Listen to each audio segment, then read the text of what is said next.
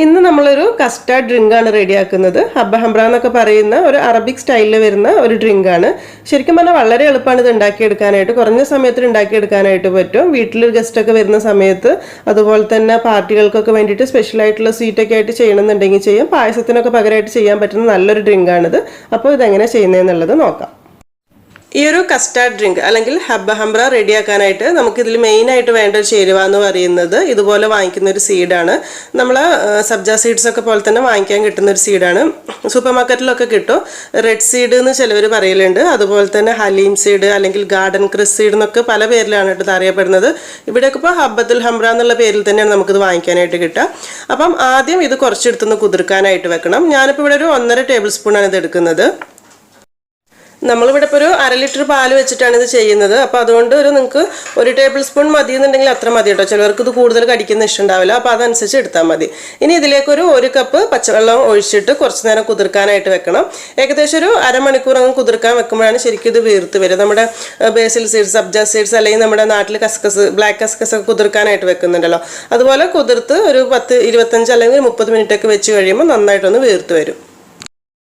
ഇപ്പോൾ ഇതൊരു അരമണിക്കൂർ കുതിർത്തെടുത്തിട്ടുള്ള സീഡാണ്. ശരിക്കും നമ്മൾ ഇടുന്നത് കുറച്ച് അളവാണെങ്കിലും കുതിർന്ന് വരുന്ന സമയത്ത് ഒരുപാട് ഉണ്ടാവട്ടെ. അപ്പോൾ അത് നോക്കിയിട്ട് മാത്രം ഇട്ട് കൊടുത്താൽ മതി. ശരിക്കും ഇത് കുതിർന്ന് വരുന്ന സമയത്ത് ഇതുപോലെയാണ് ഉണ്ടാവുക. ചെറിയൊരു കൊഴുപ്പോട് കൂടെ ഇങ്ങനെ വീർത്തിരിക്കുന്ന രൂപത്തിലായിരിക്കും ഉണ്ടാവുക. അപ്പോൾ ഇതൊന്നൊരു അരിപ്പയിലൂടെ അരിച്ചിട്ട് അതിൻ്റെ ആ വെള്ളം അങ്ങ് മാറ്റി കളഞ്ഞിട്ട് ഈ ഒരു സീഡ് മാത്രം മതി നമുക്ക് വേവിച്ചെടുക്കാനായിട്ട്. റെഡിയാക്കിയിട്ടുള്ള ഇതൊരു സൈഡിലേക്ക് മാറ്റി വെക്കാം. ഇനി ഇതിലേക്ക് നമുക്ക് കുറച്ച് കസ്റ്റാർഡ് പൗഡറാണ് വേണ്ടത്. ഞാനിപ്പോൾ ഇവിടെ ഒരു 3 ടീസ്പൂൺ കസ്റ്റാർഡ് പൊടിയാണ് കേട്ടോ എടുത്തിട്ടുള്ളൂ. കസ്റ്റാർഡ് പൊടിൻ്റെ അളവ് ഒരിക്കലും കൂടുതലായി പോകരുത്. അതായത് നമ്മൾ ആ ഒരു ഡ്രിങ്കിന് എത്രത്തോളം കട്ടി വേണോ അതനുസരിച്ചിട്ട് വേണം ഈ ഒരു കസ്റ്റാർഡിൻ്റെ പൊടി എടുക്കാനായിട്ട്. ഞാനിപ്പോൾ ഇവിടെ വാനിലയുടെ ഫ്ലേവർ വരുന്ന കസ്റ്റാർഡ് പൗഡറാണ് എടുത്തിട്ടുള്ളത്. നമുക്ക് ഏതാണ് ഇഷ്ടം എന്നുള്ളതിന് അതെടുക്കാം. ആദ്യം ഈ കസ്റ്റാർഡ് പൗഡർ ഒരു 1 കപ്പ് പച്ചവെള്ളം ചേർത്തിട്ട് ഒന്നങ്ങ് മിക്സ് ചെയ്ത് വെക്കണം. അതായത് നമ്മൾ കുക്ക് ചെയ്യുന്ന സമയത്ത് പാലിലേക്ക് ഡയറക്റ്റ് പൊടി ഇട്ട് കഴിഞ്ഞാൽ പെട്ടെന്ന് കട്ട പിടിച്ചു പോകും, കറക്റ്റ് ഉണ്ടാക്കി എടുക്കാനായിട്ട് പറ്റില്ല. അപ്പോൾ ഒരു 1 കപ്പ് വെള്ളം ചേർത്തിട്ട് ഒന്ന് മിക്സ് ചെയ്ത് വെക്കുക. ഇനി വെള്ളത്തിന് പകരം പാല് തന്നെ കയ്യിലുണ്ട്, പാലെടുക്കാൻ താല്പര്യം ഉണ്ടെങ്കിൽ പാല് തന്നെ ഒരു 1 കപ്പ് എടുത്ത് മിക്സ് ചെയ്ത് വെച്ചാലും മതി. ഒരു 1/2 ലിറ്റർ പാലും പിന്നെ ഈ ഒരു കസ്റ്റാർഡ് പൊടിയിലേക്ക് നമ്മൾ 1 കപ്പ് വെള്ളമാണ് ചേർക്കുന്നത്. അപ്പോൾ അതിലേക്ക് ഒരു 3 ടീസ്പൂൺ കസ്റ്റാർഡ് പൗഡർ കറക്റ്റ് ഒരു കൺസിസ്റ്റൻസി ആയിരിക്കും. അപ്പോൾ നിങ്ങൾക്ക് കുറച്ചുകൂടി ഒരു കട്ടിയിൽ തിക്നെസ്സിലൊക്കെയാണ് വേണ്ടതെന്നുണ്ടെങ്കിൽ ഒരു 3.5 ടീസ്പൂൺ വരെ എടുക്കും. പക്ഷെ അതിലും കൂടുതലായി പോകരുത്. അങ്ങനെ ആവുന്ന സമയത്ത് നമുക്കിതൊരു കുടിക്കാനുള്ള ഡ്രിങ്ക് പോലെ ആക്കി എടുക്കാനായിട്ട് പറ്റില്ല.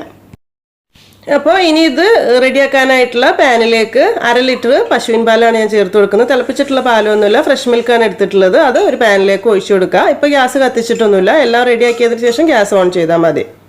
മധുരത്തിന് ആവശ്യമായിട്ട് ഒരു 3-4 ടേബിൾ സ്പൂൺ പഞ്ചസാര ചേർത്ത് കൊടുക്കുക. ചിലർക്ക് കൂടുതൽ മധുരം വേണ്ടി വരും, ചിലർക്ക് ഡ്രിങ്ക് ഒക്കെ ആവുന്ന സമയത്ത് ഇത്തിരി മധുരം മതിയാവും. അപ്പോൾ അതനുസരിച്ച് മിക്സ് ചെയ്ത് നോക്കുമ്പോൾ ആവശ്യത്തിനുള്ളത് ഇട്ട് കൊടുക്കാം. നല്ലൊരു ഫ്ലേവറിന് വേണ്ടിയിട്ട് ഒരു 1/2 ടീസ്പൂൺ ഏലക്കാപ്പൊടി കൂടി ഇതിലേക്ക് ഇട്ട് കൊടുക്കുന്നുണ്ട്. ഇനി ഇതിലേക്ക് ഒരു ഇത്തിരി കുങ്കുമപ്പൂവാണ് ചേർത്ത് കൊടുക്കുന്നത്. ഇത് ശരിക്കും ഒരു അറബിക് ഡ്രിങ്ക് ആയതുകൊണ്ട് തന്നെ ഈ ഒരു കുങ്കുമപ്പൂവിൻ്റെ ഫ്ലേവർ, സാഫ്രോൺ ഫ്ലേവർ കൂടെ വരുമ്പോഴാണ് ശരിക്കും ആവുക. അപ്പോൾ ഇത് എല്ലാവരുടെ കയ്യിലും ഉണ്ടായിക്കോളുന്നില്ല. അപ്പോൾ ഈ ഒരു സാഫ്രോൺ കയ്യിലില്ല എന്നുണ്ടെങ്കിൽ തീർച്ചയായിട്ടും ഒഴിവാക്കാട്ടോ, നിർബന്ധമൊന്നുമില്ല. ഉണ്ടെങ്കിൽ ഒരു പിഞ്ച് എടുത്തിട്ട് നമുക്ക് ഈ ഒരു കസ്റ്റാർഡ് റെഡിയാക്കുന്ന സമയത്ത് അതിലേക്ക് ഡയറക്റ്റ് ഇട്ട് കൊടുക്കുക. അപ്പോൾ ഞാനിപ്പോൾ ഇതിലേക്ക് ഡയറക്റ്റ് ഇടുന്നില്ല. കുറച്ച് നേരം വെള്ളത്തിൽ കുതിർത്ത് വെച്ചിട്ട് അതൊന്ന് അരിച്ചിട്ട് ആ വെള്ളം മാത്രം ഒഴിച്ചു കൊടുക്കുന്നു. കാരണം ഇടയ്ക്ക് കടിക്കുന്നത് അത്രയ്ക്ക് താല്പര്യമില്ല, അതുകൊണ്ട് മാത്രം കേട്ടോ. അപ്പോൾ നിങ്ങൾക്ക് ഡയറക്റ്റ് തന്നെ ഇട്ട് അതിൽ തിളപ്പിച്ചെടുക്കാനോ താല്പര്യം എന്നുണ്ടെങ്കിൽ ഒരു പിഞ്ചെടുത്ത് അതിലേക്ക് ഇട്ട് കൊടുത്താലും മതി. ഇനിയിപ്പോൾ ഗ്യാസ് ഓൺ ചെയ്തിട്ട് മൊത്തത്തിൽ നന്നായിട്ടൊന്ന് മിക്സ് ചെയ്തെടുക്കുക. എന്നിട്ട് പാൽ അത്യാവശ്യം നന്നായിട്ടൊന്നങ്ങ് ചൂടായി വരട്ടെ. പാല് അത്യാവശ്യം ഒന്ന് ചൂടായി വരുന്ന സമയത്ത് നമ്മൾ കുതിർത്ത് റെഡിയാക്കി വെച്ചിട്ടുള്ള ഹബ്ബ ഹംറ സീഡ് ഉണ്ടല്ലോ, ഹലീം സീഡ് എന്നൊക്കെ പറയുന്നത്, അതിന് ഇതിലേക്ക് ചേർത്ത് കൊടുക്കുക. അപ്പോൾ നിങ്ങൾക്ക് മിക്സ് ചെയ്യുന്ന സമയത്ത് ഇത്രയ്ക്ക് അധികം വേണ്ടാന്നുണ്ടെങ്കിൽ കുറച്ച് ഒഴിവാക്കാം കേട്ടോ. ഞാനിപ്പോൾ ഒരു 3-4 ടേബിൾ സ്പൂണാണ് ഇതിലേക്ക് ഇട്ട് കൊടുക്കുന്നത്. മിക്സ് ചെയ്ത് നോക്കുമ്പോൾ നമുക്ക് മനസ്സിലാവും. ഒരുപാട് കടിക്കുന്നത് അത്രയ്ക്ക് ടേസ്റ്റ് ഉണ്ടാവില്ല, ഇടയ്ക്കൊന്ന് കടിക്കുമ്പോൾ നല്ല ടേസ്റ്റ് ഉണ്ടാവുന്നതാണ്. ശരിക്കും നല്ല ഹെൽത്തി ആയിട്ടുള്ള ഒരു സീഡാണ് ഇത്. ഒരുപാട് ഹെൽത്ത് ബെനിഫിറ്റ് ഒക്കെ ഉണ്ട്. അപ്പോൾ നിങ്ങൾക്ക് താല്പര്യമുള്ളതിനനുസരിച്ച് ഇട്ട് കൊടുക്കാം. ഇനി ഇത് ചേർത്ത് കഴിഞ്ഞാൽ ഒരു 2 മിനിറ്റ് ഒന്നങ്ങ് തിളച്ച് വന്നോട്ടെ. പാല് ഒന്ന് ഇളക്കി കൊടുക്കാം.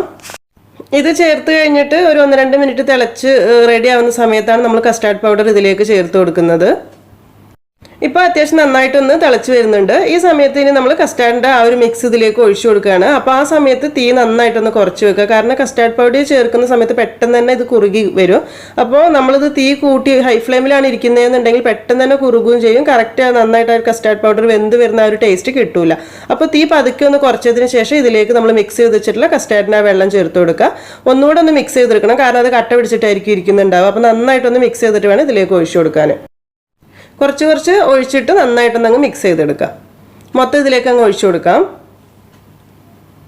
ഇനിയിപ്പോൾ ഇതൊരു ചെറിയ തീയിലിട്ടിട്ട് കൈ എടുക്കാതെ ഒരു 5-6 മിനിറ്റ് ഒന്ന് ഇളക്കിയെടുത്താൽ കറക്റ്റായി കിട്ടും. അപ്പോൾ ഒരിക്കലും ഹൈ ഫ്ലെയിമിൽ വെച്ചിട്ട് ചെയ്യരുത്, പറഞ്ഞ പോലെ തന്നെ നല്ലൊരു ടേസ്റ്റ് കിട്ടില്ല. അപ്പോൾ ചെറിയ തീയിൽ വെച്ചിട്ട് നന്നായിട്ട് പെട്ടെന്ന് അടിയിൽ പിടിക്കാനുള്ള ചാൻസ് ഉണ്ട് കസ്റ്റാർഡ് പൗഡർ ഉള്ളത് കൊണ്ട് തന്നെ. അപ്പോൾ അതുകൊണ്ട് അടിയിൽ പിടിക്കാതിരിക്കാൻ വേണ്ടി പ്രത്യേകം ശ്രദ്ധിക്കണം കേട്ടോ. കാരണം അത് അടിയിൽ പിടിച്ച ആ ഒരു കങ്ങിപ്പോയ ടേസ്റ്റ് വന്നാൽ ഒന്നിനും പറ്റില്ല, പ്രത്യേകമായിട്ട് എടുത്തറിയാം ആ ഒരു ടേസ്റ്റ്. അപ്പോൾ അതുകൊണ്ട് നന്നായിട്ട് മിക്സ് ചെയ്ത് യോജിപ്പിച്ചെടുക്കുക. ഏകദേശം ഒരു 5 മിനിറ്റ് കഴിയുമ്പോഴേക്കും ഒരു ഇത്തിരി അങ്ങ് തിക്കായി വന്നോളും. അപ്പം ഈ ഒരു സമയത്ത് വേണമെന്നുണ്ടെങ്കിൽ ഒരു തുള്ളി വാനില എസൻസ് ചേർത്ത് കൊടുക്കുക. ഒരുപാട് ഒരിക്കലും വേണ്ട. ശരിക്കും ഇതിന് വാനില എസൻസിന്റെ ആവശ്യമില്ല, പക്ഷേ ഇതുകൂടെ ഉണ്ടെങ്കിൽ മൊത്തത്തിൽ നല്ലൊരു ഫ്ലേവർ ടേസ്റ്റ് കിട്ടുന്നുണ്ട്. അപ്പോൾ നമ്മളെ കയ്യിൽ ഉണ്ടെന്നുണ്ടെങ്കിലും വേണമെന്നുണ്ടെങ്കിലും മാത്രം ഒരു ഒറ്റ തുള്ളി ഒഴിച്ചിട്ട് അതുകൂടെ ഒന്ന് മിക്സ് ചെയ്തെടുക്കുക. ഇപ്പോൾ ഇത് അത്യാവശ്യം നന്നായിട്ട് ഇങ്ങനെ തിളച്ച് വരാനായിട്ട് തുടങ്ങുന്നുണ്ട്. തിളച്ച് വരുന്ന സമയത്ത് ഒരു മിനിറ്റ് നന്നായിട്ടൊന്ന് തിളപ്പിച്ചെടുക്കുക. അങ്ങനെ ആകുമ്പോൾ ഒരു കസ്റ്റാർഡ് പൗഡറിൻ്റെ ആ ഒരു ടേസ്റ്റ് ഇഷ്ടമില്ലാത്തവർക്കൊക്കെ ആ ഒരു ടേസ്റ്റൊക്കെ മാറി കിട്ടി നല്ലൊരു ടേസ്റ്റായി കിട്ടിക്കോളും. നല്ല കറക്റ്റ് കുക്കായിട്ടുള്ളൊരു ടേസ്റ്റ് ആയിട്ട് വരും. പിന്നെ നമ്മൾ സാധാരണ ഫ്രൂട്ട് കസ്റ്റാർഡിനൊക്കെ വേണ്ടി കസ്റ്റാർഡ് റെഡിയാക്കുന്ന പോലെ ഒരുപാട് വറ്റിച്ച് കുറുക്കിയെടുക്കേണ്ട ആവശ്യമൊന്നുമില്ല. കാരണം നമുക്കിത് ജ്യൂസൊക്കെ പോലെ കുടിക്കാൻ വേണ്ടിയിട്ടാണല്ലോ. അപ്പോൾ ഇത് ആ ഒരു സമയത്ത് ഗ്യാസ് ഓഫ് ചെയ്തിട്ട് അടച്ചു വെക്കുക. എന്നിട്ട് ഒരു 5 മിനിറ്റ് ഒക്കെ കഴിഞ്ഞിട്ട് സെർവ് ചെയ്യുന്ന സമയത്ത് ഒരു ചെറിയ ചൂട് ഉണ്ടാവുകയും ചെയ്യും. കുറച്ചുകൂടി ഒരു കട്ടിയായിട്ടുണ്ടാവും.